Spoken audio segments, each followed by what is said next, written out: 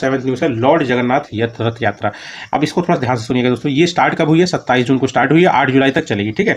अब ये किसको डेडिकेट है? सबसे पहले तो भगवान जगन्नाथ को डेडिकेट है, और दूसरा बालभद्र उनके भाई जो हैं उनको डेडिकेटेड है, और तीसरा जो है उनकी बहन है, उनका नाम है सुभद्रा, उनको डेडिकेटेड है, ठीक है। अब ये मतलब कब ऑर्गेनाइज होता है? ये आषाढ़ माह, जो कि जून जुलाई में पड़ता है, हिंदी कैलेंडर के हिसाब से आषाढ़ माह में पड़ता है। ये यात्रा कहाँ से स्टार्ट होती है? ये यात्रा दोस्तों जगन्नाथ टेम्पल से स्टार्ट होती है और गुंडीचेरा तक जाती है। ये इनके मामा का घर है। किसके मामा का घर है? मतलब जगन्नाथ, बालभद्र और सुभद्रा के मतलब मामा का घर है भगवान जगन्नाथ के, ठीक है। तो यहाँ तक ये लोग जाते हैं, और यहाँ तक जो जाते हैं ये रथ को खींच के ले जाया जाता है लोगों के द्वारा, ठीक है। 2.5 किलोमीटर तक का रास्ता है, तो यहाँ तक ये लोग जाते हैं, वहाँ पे करीब 1 महीना रुकते हैं, 1 महीने के बाद दोबारा आते हैं, ठीक है। अब देखिए, लॉर्ड जगन्नाथ रथ जो होता है, जो होती है, उसका जो रंग होता है वो येलो या लाल होता है, ठीक है।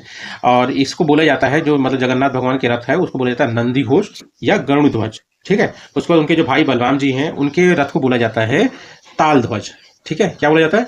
ताल ध्वज बोला था, और इसका रंग जो होता है रेड या ग्रीन होता है। उसके बाद थर्ड होता है उनकी बहन सुभद्रा, उनके रथ को बोला जाता है दर्पदलम या पद्म रथ, ठीक है। और इसका रंग जो होता है काला या ब्लू होता है, ठीक है।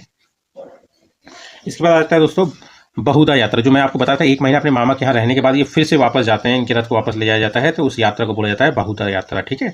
1 महीना रहने के बाद गुंडीचा मंदिर से वापस आने की यात्रा को ही बहुधा यात्रा कहते हैं। और एक सिंबल होता है, जैसे जब इनको मतलब इनके मतलब सैंक्टम में, इनके गर्भगृह में दोबारा मतलब रख दिया जाता है, मतलब दोबारा से मतलब इनको स्टैब्लिश कर दिया था, वहाँ पे वापस जाके इनको रख दिया जाता है ना, तो उसी को कहा जाता है, उस सिंबल को कहा जाता है नीलाद्री बीज, ठीक। बस इतना ध्यान रखिए।